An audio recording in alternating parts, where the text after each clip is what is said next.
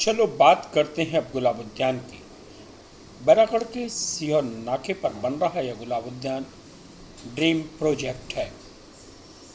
7 साल पहले इसकी शुरुआत कृष्णा गौर के कार्यकाल में हुई थी, लेकिन हिचकोले लेते हुए पहले जमीन विवाद में उलझा, फिर राजनीतिक दूरियों में।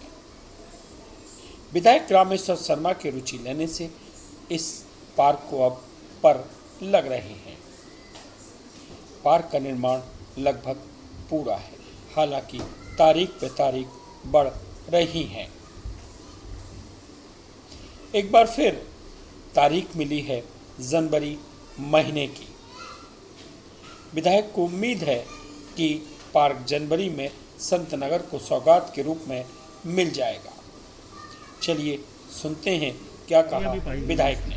संत हृदयराम गुलाब उद्यान जो लगभग 1.25 करोड़ रुपए के विकास कार्य से अमृत स्कीम में हो रहा है, उसका भ्रमण किया है। जो काम हो गए हैं उनका अवलोकन किया है, जो काम होना है उनकी जानकारी संबंधित अधिकारियों को, ठेकेदार को दी है।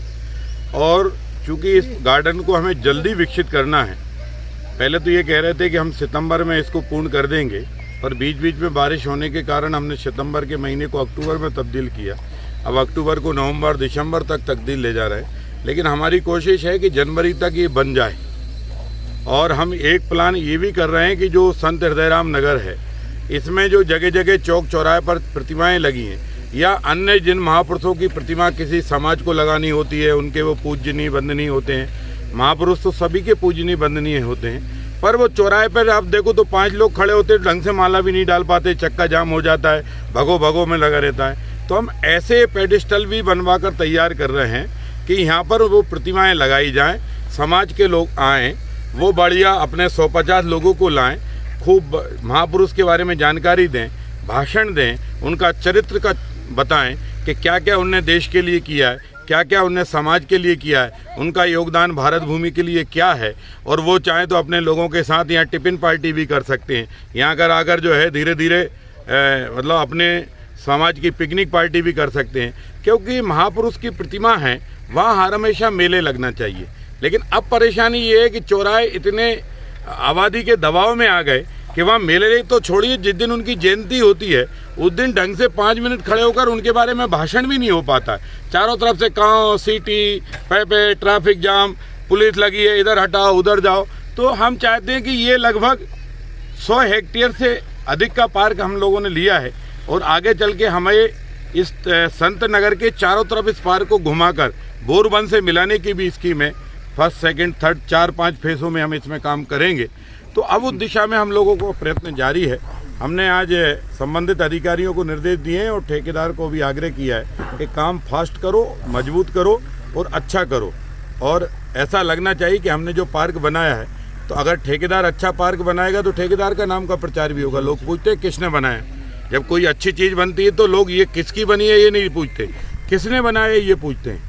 कई कमियां भी तो सुधारने के निर्देश संबंधित अधिकारियों को दिए हैं कि वो तत्काल उनको भाई साहब, अभी जो प्रतिमा लगी है वो भी यहाँ क्या शिफ्ट होगी? वो हटेंगे वहाँ से क्या? हम किसी प्रतिमा को हटाने उठाने के पक्ष में या उसमें नहीं है, पर हम लोगों से आग्रह करेंगे कि वहाँ अगर चौराहे पर आप ढंग से प्रतिमा का जन्म जयंती या पुण्यतिथि नहीं मना सकते या और कोई सार्वजनिक कार्यक्रम वहाँ मनाते वो नहीं मना सकते, तो उन प्रतिमाओं को यहाँ ला के लगा देंगे। अब जैसे हमने ही लालघाटी चौराहे का विस्तार करने के लिए वो अंडर पासिंग हमने बनाया, तो वहाँ दीनदयाल जी की प्रतिमा हमने खुद ही हटाई। दीनदयाल जी तो हमारे आराध्य हैं, पर हमने उनकी प्रतिमा दूसरी जगह शिफ्ट की।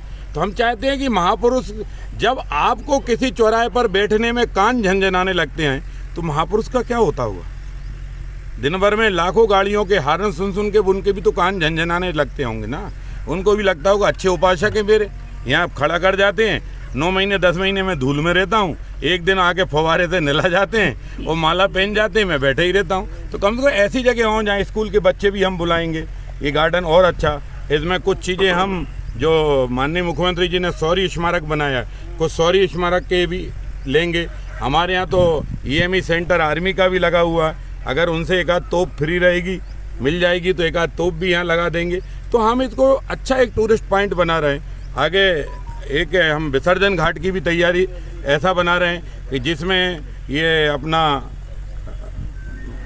जब पितरों का मोक्ष का 15-20 दिन का होता है तो उनको जल देने का तर्पण का स्थान ही नहीं है, तालाब के पास बैठे हुए लोग हैं। और दूसरे वो चालिया साहब का जब उत्सव होता है तो 40 दिन जल की पूजा होनी चाहिए। अब उनके पूजा के लिए और जब वो विसर्जित करने आते हैं तो ऐसी जगह जाते हैं वहाँ पानी का आचमन लिया ही नहीं जा सकता, इतना गंदा और बदबूदार पानी होता है। तो हम चाहते हैं कि ये सब चीज़ें, धार्मिक आस्थाएं भी सुदृढ़ रहे, जो पूजा उपासना करने आया वो भी सक्षम रहे, वो बीमार ना हो, बल्कि उसके मन में धर्म के प्रति और देश के प्रति आस्था बढ़े। और इसलिए हमारे संयोग से ये बड़े तालाब के पास जगह मिली है। संत हृदयराम जी के नाम से हमें गुलाब उद्यान बनाकर संत नगर को एक अच्छी उपलब्धि होगी।